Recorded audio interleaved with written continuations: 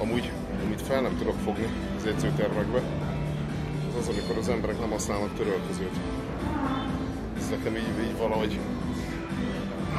Érted, hogy másokat leszarnak, tehát hogy összeizzadják a gépeket, de odáig nem jut el az agyuk, hogy hogyha egy olyan ember van ő előttük, aki szintén nem használt törölközőt, akkor beletocsannak más izzadtságával.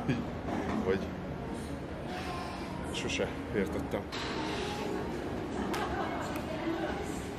Ez már valami látszik, nem? Látszik, Á, dehogy.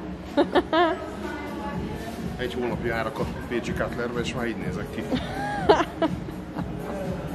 És a Cutlerbe kell, hogy jöjjetek! Egy hónap alatt így nézek ki. Persze csak használtak törölközőt. Ja.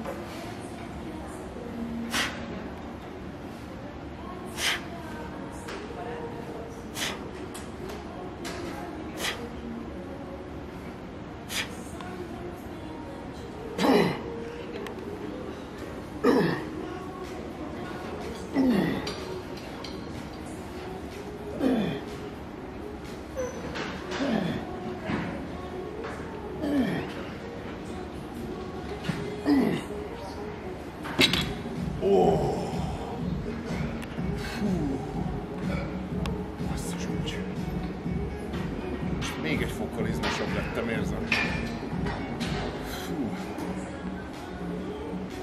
Abba kell ezt hagyni lassan, mert már túl izmos leszek. Egy hónap, gyerekek. Pécsi Cutler. És csak builderes cuccokat használjatok. Vagy side-eket. De azt is csak akkor, hogyha a buildernél éppen nincsen valami.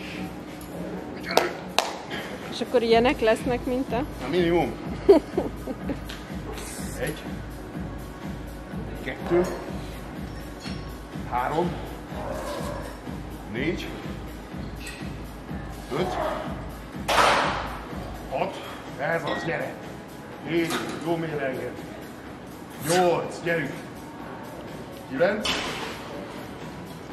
10, 2, húzod, még egy. Szuper! Okay. És a szadján még számolni is marad energiátok.